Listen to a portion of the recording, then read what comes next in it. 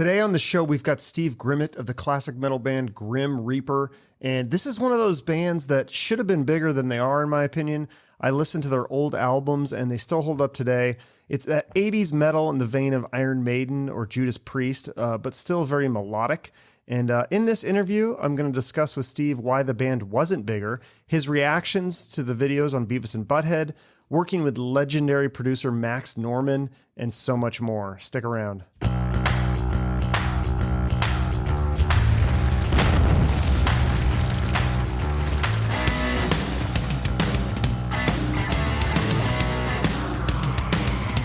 Awesome. Well, welcome, Steve, to the show. How are you doing today? I'm doing good, actually. Yeah, not bad at all. Yeah, just one day at a time. That's great. Now, where are you in the UK now? Or are you in America? Where are you? No, I'm in the UK. How about I'm actually at home, so I'm not doing any touring at the moment until April, March. So. Oh, there are shows lined up though. There are. Well, I've got some lined up in South America, and then we are working on the States at the moment. But the problem with the States at the moment is we're not getting enough venues. Some of them have closed altogether. Some of them are closed and not opening for foreseeable future. So it's a little difficult at the moment. And would that be just a solo headlining tour, or are you guys with a couple other bands for that one? Or it probably will be other bands, but primarily at the moment we're just looking at touring ourselves. So it will be just us and possibly local bands. But I mean, I've got a couple of bands in mind, so to actually do the tour with us. Oh, really? Can you say, or is it still secret? No, still secret. Okay. Yeah, because that's always cool when it's a package. I think that can bring out more fans, especially if it's bands of the same era or style. Yeah, definitely. That helps. Yeah, so what's that? It definitely does. Yeah. So you guys have a new album coming out on March 11th called Reaping the Whirlwind. Tell me about this. Well, basically, that was a live album that was recorded for us when we finished the US tour and got home. And the day we got home, we got picked up and driven to a place called Fimes in France. So it's actually not that far away. So from I think we were Heathrow Airport. So we went straight across the channel and holed up in a hotel for the night, and then did the show the next day. Which venue is it recorded at? What's it called though? It's a hall. It's oh God, I think it was called British Steel. I'm sure. Hang on a sec. I think I've got it somewhere. Okay. Yeah, because that's cool that you guys have I didn't know it was a live album. That explains a lot, because I was like, oh, I didn't get an advanced copy of it or anything, but it's going to be all the same songs that I know. It's just a live version. Yeah, it's there it is. I think it's an awesome cover. Of course, like all your covers are awesome. I think I love the artwork. Yeah, it was recorded. It was called the British Steel Festival. Oh. Okay. I can't remember the name of the place that we actually played, but it was really cool. How many tracks are on that? There is a 2 CD pack. Oh, nice. And there are 19 tracks. Okay. Well, will that be on vinyl too? It will be, but that probably won't happen until March, because it may even be April, because things have got behind because of COVID. Of course, we can blame everything for that, but it was that, and vinyl has become so popular that they cannot get it out quick enough. Right, so, that's what I heard. That it could take or it's smart to try to go like a year in advance with the vinyl, because it's so backlogged. Yeah, and so because I believe there are the first 3 albums coming out on vinyl, and this live one coming out on on vinyl. So yeah, it's pretty good. It's Oh, so the exciting. first 3 original albums will be on vinyl. They'll be reissued. Yeah. Okay. Are they remastered too, or? Well, I think they are. Yes. Okay. Wow, that's exciting. Now, do you get a piece of this? Because I heard you say something about you didn't get a lot of money from the records and stuff from Grim Reaper. Yeah, didn't get a penny. Not a penny. And yes, this time around, yeah, we are getting something. So we're getting our just certs. Okay. How did you have to go buy back the masters, or how does that work? Does it just default at some point, or how does that work? Yeah, it's basically on a buyback situation. You know, I've been going at RCA now for the money that they owe us for 14 years. And they have just given me the runaround for 14 years. I still haven't got a penny of it. And so this was part of getting them to talk to us. So, you know, I mean, whatever anyone thinks, everybody's going to get what's due to them. But the point is, it was done because RCA would not talk to us at all. So we did actually do some checking, and they let it slip. Well, they did let it slip, but they've let go of the ownerships, so it's been claimed. Okay. That's awesome. That's great. So, and then maybe some, that'll help, more merch too, sell more merch along with it. Yeah. People are going crazy for vinyl. It's crazy to see it have such a resurgence though. I love it. Yeah, I do too, because it was something that we didn't really think was that, well, in my day, we didn't really think, oh, it was okay, you know, but let's get a CD, you know, a CD to get, I couldn't wait, you know, the third album, Rocket to Hell, that came out on CD, and I actually couldn't wait for RCA to give me one. I went into Tower Records in LA and bought one. Yeah, that third album, that was interesting. I didn't realize that you had worked with producer Max Norman on that one. Now he's worked with Ozzy and Megadeth. So what was it like working with him in the studio? Because the first two was Daryl Johnson, I think, right? Yeah, right. Yeah, it was totally different. Daryl Johnson was not a producer by any stretch of the imagination. The reason that we got through all that without a producer, because he just put his name on that, was the fact that it was so well rehearsed. You know, we rehearsed everything. I mean, See You in Hell was recorded in 4 days. That tells you something. And yeah, it's Max Norman. That's a whole different kettle of fish. He basically said I couldn't sing. But really? He said I couldn't sing in tune, and he was right. I struggled, and that's a big long story. But you know, that guy made me sing, and he made me sing in tune, because I came home after the studio thinking I'm not going to let that beat me, and I sat at a piano and for 6 weeks and did nothing but pitching to the notes on the piano. So it's like. Wow. Because we were talking, I think he's still got some ideas of doing a producer, what do you call it? Producer lessons, if you like. Okay.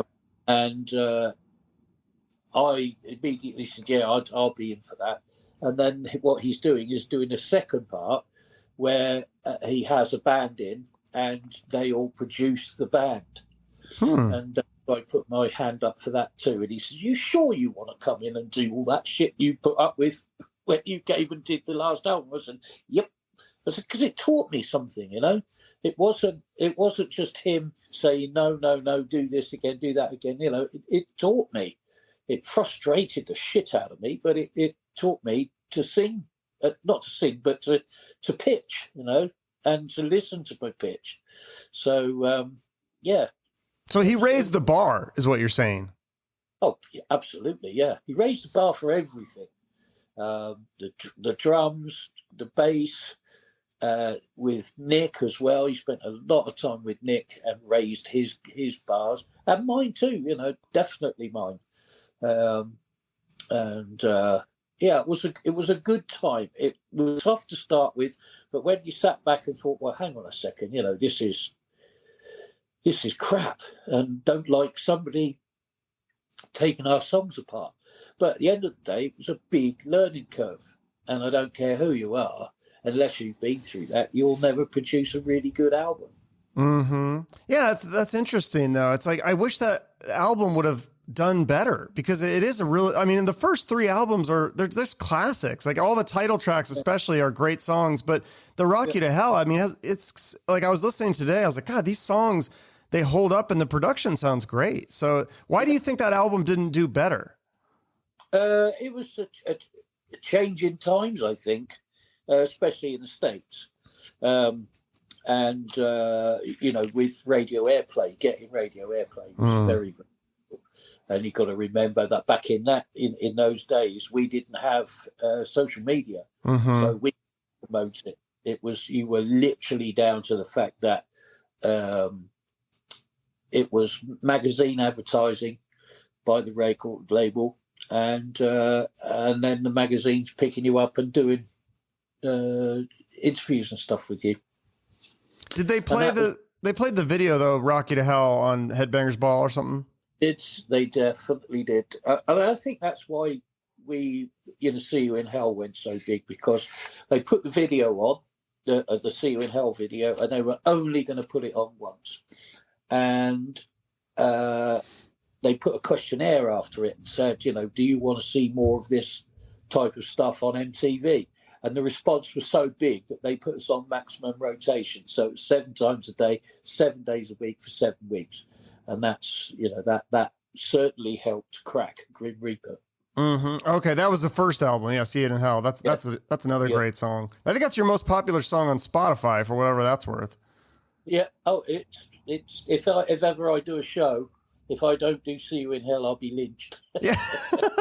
Well, that one and Fear No Evil and Rock You to Hell, I mean, all three, those title tracks are just classics. Yeah. And then, but you had a song, another really good song that I like is Lust for Freedom off that Rock You to Hell. And that was that used in a song or used in a movie about a women's prison? Yeah, it was written for the movie. Oh, okay. Lust for Freedom. It was... basically, they came along to us and said, could you do us a song? We were like, yeah, you caught us at the right time. We were in the studio with Max. And so we got to writing it, and our management team did a deal with it, because I think it was Trauma Inc., and did a deal with them for them to do our video for Fear No Evil. Lust for Freedom? Yeah, so Rock You to Hell. And, Rock You to Hell, yeah. Yeah, and basically they asked us then to appear in the movie. So I think I'm not sure if we did or not, but they certainly did a video for us. Okay. Anyway. One, it was in the prison. The one that was in New Jersey, in a disused prison. Yeah. But, yeah, we did that, and the Lust for Freedom. I finally got hold of a copy of it, and sat at home watching it, thinking, you know, it's going to be about this much song, and that'll be it, you know. But they played that, played Lust for Freedom and Rock You to Hell throughout the whole movie. Oh, really? Yeah. That's nice. Yeah, it was cool. It was cool, but it was great. Did you have any of your other songs in movies or TV shows or commercials or anything like that? No, not commercials or anything, but we did have Beavis and Butthead. Right. I think that's how I first heard of you guys. Yeah, we had all 3 videos put in. It was strange, actually, because we found out that it See You in Hell was put on Beavis and Butthead. And we loved it, although they were, you know, making fun of us. We liked it. We thought it was good, you know. Why shouldn't people have a good laugh at stuff? And we finally, I think it was either myself and Nick, or just Nick, met the producer of the show. and he thought he was going to come in for a good hiding. But it was, oh man, that was absolutely great. Thank you very much. And we found out that he was a fan.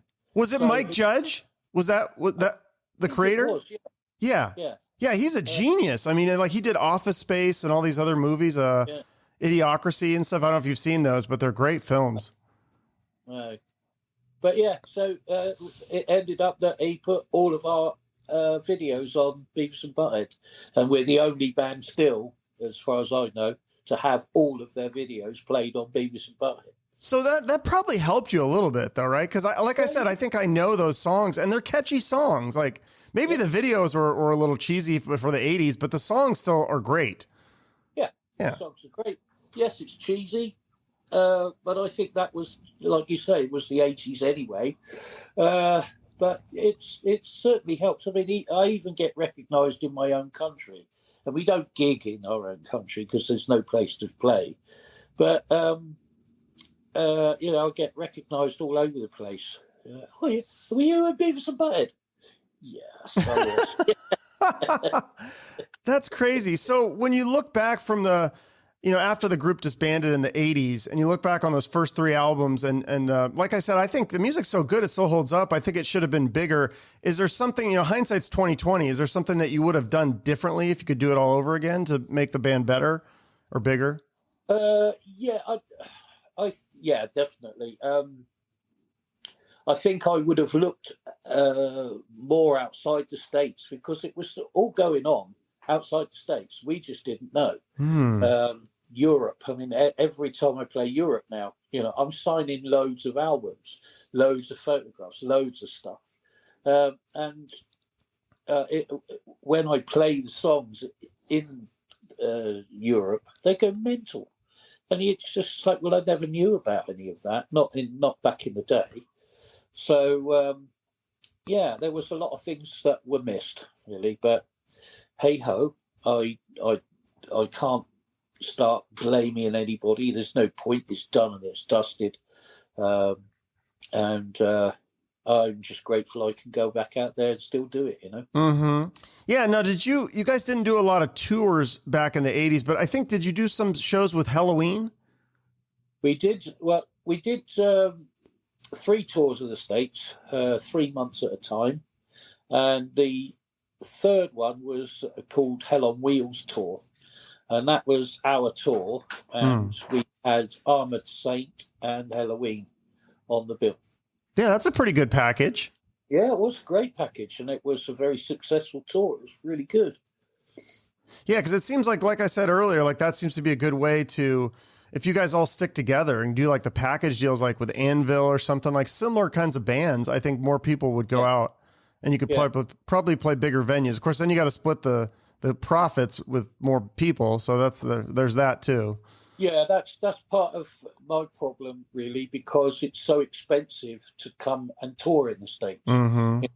It costs me around $4,500 before I can even book flights. That's just for the work visa, and then you've got flights on top of that, and then your vehicle hire that you have to come up with all that money before you even set foot on a plane. So yeah, it's tough, and I struggle sometimes to see how we can actually put a package together, because I don't, the places that we're playing, I don't know whether they would ever be able to afford the package, Yeah, I know. I heard about that. I think it was from Mike Reno from Loverboy, because he's from Canada, and he was saying you got to pay these work visas to come in. I don't understand that, because we should be like, we should almost pay you to come, because you're bringing in money and you're going to like bring in ticket sales and revenue. And why should we punish you for doing that, to come in and work? It doesn't really make sense to me. Like, you're going to pay for hotels and meals and. Yep. We don't do it to you guys. Yeah. I think, it's like, say, it's about $4,500 for a visa to come up there. And here it's about $400. Oh, that's way different. Yeah, Yeah, and it's just like, well, hang on a second. Why can't we have that same privilege, because, like I say, we're bringing revenue. Although we're getting paid, we're still a lot of that goes out, like on hotels, on transport, on fuel, blah blah blah blah blah. Mm-hmm. So Yeah, it's a bit of a shame. that So sucks. when Trump was in, he increased those amounts as well Oh, by a lot. okay, interesting. Yeah, because it seems like if you're coming in to do a job, I feel like, hey, let's bring as many people as we can. That sounds like a great idea, but I get it's political stuff. So when It, what's that? it must be. Yeah, well, hopefully you can get something. I've never seen the band. It would be fun to see. I think I'm kind of getting more into the band now too. After preparing for this interview, doing a deep dive with your catalog, I'm like, oh, these songs are really good. Why didn't I hear all this stuff? It's really good Yeah. stuff. Yeah, it is. Yeah, even if I say so myself, I've been playing all of the songs apart from the two newer albums, I've been playing that for sort of like nearly 40 years, and I'm not fed up with it. I'm not like to the point where I can't be asked to play that anymore. I'm not, and I do love playing them, and I love seeing the kids' faces when they hear their favourite song out of all of the back catalogue. Yeah, and the new stuff that I've heard is really good with the Walking in the Shadows album and At the Gates. Both of those are really good too. There's a lot of that's what I think I noticed about the band is it's very it's heavy metal, but it's a little bit it's not like Warrant, poppy, but there's a little bit of a melodic twist to it that the songs are catchy. Yeah. Yeah, I've always done that. I've never not written a catchy song, even when I joined Onslaught, I had to change the lyrics, not lyrics, sorry, the melodies, because it was all like monotonic, and it was like, that's not right, and that's also the reason that they brought me in was to change it. So it's got to have melody, it's got to have what I call ear candy. They got to. You've got to go. Oh yeah, I like that. Yeah, So yeah. Well, that makes sense because weren't you influenced early on? Like your first band that you really liked was Slade, but also you said Elton John is your biggest influence, and you're actually related to him, which is crazy. Yes, I'm very distantly related, but yes, I am. I was never really in my early days of listening to music, wasn't into any kind of rock really. But as that matured, it was, I got into Slade. I think I was about 13 years old and I got into that. And then because of the way pop was slung at you in this country, it wasn't just rock, it was everything. So, and then I picked up on Elton John. And it was like, I really like this stuff. Especially when he was with Bernie Taupin, who was back. That was a really, really good time, and that was really good songs. And it wasn't until maybe 5 or 6 years ago I found out that he was a distant relative. Yeah. Yeah. Well, have you ever covered an Elton John song in Grim Reaper? Or that would be interesting. It would be interesting. I started doing it on my own, actually, just to put out there, and I will put it on my site at some point for the songs that I want to do. But, really? Can you tell me what songs they are, or is that secret? It'll be "I'm Still Standing." Okay. And "Don't Let the Sun Go Down on Me." And they'll be in the Grim Reaper type of vein? They'll be no, not really. More sort of like more his vein, really, because I don't. But we'll see. I don't know yet. I might add a metal guitar to it. Okay. Yeah, because you did these covers during the lockdown. Like I know you did the Heaven and Hell cover and stuff like that, and those were doing really well on. I saw them on YouTube. I don't know if there were other places too, but they're all over the place. I think it was YouTube. Yeah, YouTube. I think the first one did well over 500,000 hits. And it's just like, you've got to be kidding me. And everybody was saying, we don't know why it's doing that. We have no idea, because we were expecting maybe 25 to 30,000 hits. And pretty much, I think that's what all the rest of them got that we did. And we're still doing them just because we like doing it. Mm-hmm. Now, can you find that on like Spotify or something, or Is it? You said it's Uh, everywhere. I think it might be on Spotify. It's certainly on YouTube. Yeah, For yeah, sure. yeah, yeah. No, that was really cool. It sounds really good. They put together a good band. Yeah, yeah, those guys are really good. In fact, Steve and I, the Steve Stein, Yeah. we did an album way back, and we are going to do another one. All the songs are written, and we're going to use the bass player and drummer for that album for the Grimstein 2. So Oh, okay, yeah, yeah. That's Grimstein. Yeah, you've done so many of these like little side projects, like Lion's Heart, right? That yeah, one. Tell me about that one because you said you had a #1 album in Japan, and yep, that's crazy. yep, it is totally. I think it was about two. I went out there about a couple of months before it was going to be released. Did all the traveling around and going to radio shows and stuff like that. And then they said, "Would you be interested in doing a sign-in session?" He said, "It's just a small shop, and they'd love to have you come and sign stuff." Well, yeah, of course. Went along, and they nearly had to close the shopping mall because there were so many people there. It was, and that's just leading up to what I need to tell you. And I was like, wow, that's incredible. That is, it's like brilliant. So we were there when the album came out because we were doing a video for what was the song? Can't Believe. And the following day, the record company came and picked me up, and the A&R guy said, "Steve, if you do 15,000 copies of your album in Japan, you are considered a success." And I was like, "Or you can, your album is a success." I said, "Oh, it'd be great to do that, really, really." And he said, "Well, we did that in the first hour this morning." Wow. And it was, I don't know, I can't remember how many it sold, but it sold enough to put us straight to #1 in the Japanese charts, and that is totally unheard of for a non-Japanese act. Yeah. So And what then happened with that band then? Is it uh, it's on the back boiler really, because I know there's still good stuff to be done with that. With maybe not the same musicians, but it's got all the potential of being something that I maybe want to retire into and do stuff like that, and then maybe get people that I've met in to do guitar, bass, and all that sort of thing. So and then do it as like a project album.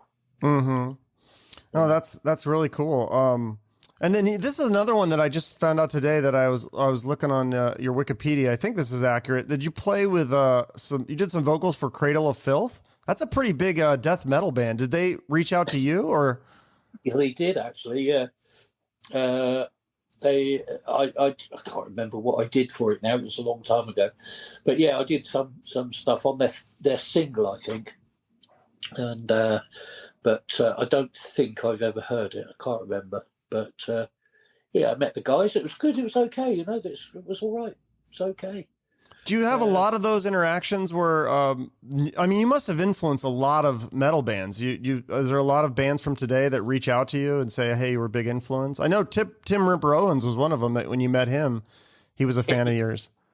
Do you know, that's really funny, because the first time I met him, we were in Chile, and I'm a little bit of a shy guy, if you like, when it comes to meeting famous people that I know. Mm-hmm. One of them, the guy that was taking us around on tour, said, "Oh, Tim's in the lobby." He said, he's a bit scared of meeting you." And I was like, "What? What are you on about?" And I said, "It's me that's, because he's really famous." And we were both like that when we met, but we're now really great buddies. It's yeah, that's really funny. And I've met quite a number of people like that, and but now it's like, right, I'm gonna say what I think, and just be pleasant, and yeah, it's all right. Yeah, it's good because I've met a lot of people. One of my favourites is Ozzy Osbourne. I met him a few years ago, but I think he was still drinking then. Chris Holmes, he's another one. Oh, Great guy. And at the weekend we were in Scotland playing a festival up there, and who did I? Oh, Blaze Bailey. Oh yeah, Iron Maiden. Yeah, he's a lovely guy, and one of your own. What's his name? Jarvis Leatherby from Night Demon.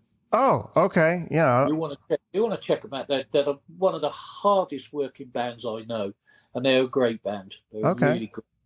Yeah, that's another we one. did a thing called the 70,000 Tons of Metal, the cruise. Oh, And they were on the bills, if you like, as well.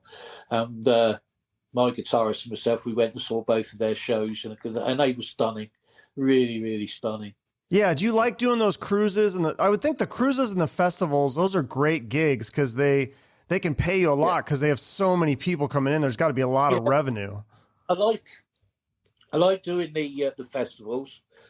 We would probably do that for Europe, but yeah, I love doing festivals because it's like you fly in the day before, do the show, and then you fly out the day after, and it's great. It's a really relaxed time, and you get to meet a lot of the people that you like, So yeah, it's good. Like doing that. Like doing a cruise is just something else because I've always wanted to do a cruise, and that sort of in my mind disappeared when I lost my leg because I couldn't imagine myself being able to, or being let on a boat, and but no, not at all. They're so helpful. It was great, and we had a fantastic time. It's only 4 days, but 4 fun-filled, packed days. Absolutely brilliant. I need to do one of those. I've never been on a cruise at all, and I see these rock cruises, and they look so fun. Yeah. Well, 70,000 tons is the only one I've done so far, but it's fantastic. You should look at getting on the Monsters of Rock cruise. That's the one I want to go to. That has like every band. It's crazy. Yeah. Well, I'd like to do them all. Yeah. At the moment we're obviously we're still recovering from COVID, and I don't think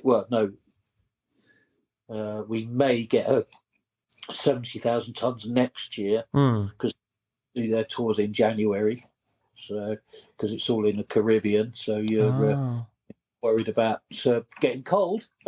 No, that sounds amazing. Yeah. Well, it sounds like you got a lot of great shows lined up, and that's exciting. Yeah, we do. And so, we've got a lot penciled in for the States, but we've got to find more shows. I think we've got about 25, and I need at least 35 to 40 to make it pay. So. Yeah. Is it good to do the small towns? Because I would think some of those smaller towns, they don't get a lot of concerts. They'll come and see anything. Yep. Yeah, I do. And it's surprising how many fans you meet, and come out to see you. And probably because it is a small town. But that's kind of changed as well. Back in the day, people used to travel miles to come see you. But that's kind of changed now. And it's, well, if you played a little bit closer to where I live, and because I talk to my fans and stuff, and but that's not the way it used to be. You'd travel 6 or 7 hours. There was this concert that we played at the weekend. There was 2 guys, one from the States and one from Canada, flew in specially to see the show, which was fantastic. And of course, we get a lot of Europeans as well because it's cheap and it's quick to get to London. So we do get a lot of that too. So, but yeah, we had quite a number there. It's cool. Great, awesome. So the new live album is going to be coming out. Tour dates. Anything else you want to promote? No, not really, because if I start doing that, I'll end up having to do it. I'm very All right. Well, we'll tell people. I'll put the website in the notes, and people can check that. Yeah, running shortly, which is Grim Reaper Official, GrimReaperOfficial.com. And don't forget, obviously, now I can plug stuff. This is the new album, Reaping the live Whirlwind. Yep. Yeah, and it's called Reaping the Whirlwind, and yeah, it's an awesome thing. Very cool. Very cool. Well, I always end each episode with a charity too. Is there a charity that you want to promote here at the end, or one that you've worked with before? You know, because I'm very thankful for our military and what, you know, for their service and everything else. We have a charity here called Help for Heroes, and that is mine. So if ever you fancy putting some money in or sending them some money or anything you can do for them, it's helpforheroes.com. I'm sure it is. And I'm sure they take care of all the victims of IEDs and stuff like that, you know. So okay. Great charity. Okay, sounds good. I'll put that in the notes too. Thanks so much, Steve. Thanks very much. All right. I'll talk to you later. All right. Bye-bye. Great stuff from Steve Grimmett. Check out the old Grim Reaper albums if you haven't already. And then, of course, listen to the new stuff under the name Steve Grimmett's Grim Reaper. And if you like melodic heavy metal, you're going to love this. Of course, follow both of us on social media and check out Grim Reaper's website for tour dates. And if you enjoyed this interview, well, then check out some of the other episodes that I've done. Lots of classic metal guys have been on my show. And of course, make sure to subscribe to the show wherever you watch or listen so that you can catch future episodes. And if you could, please give us a rating or review and like or share the post. That helps us grow, and I really appreciate that. So thank you so much for your support. Have a great rest of your day, and remember to shoot for the moon.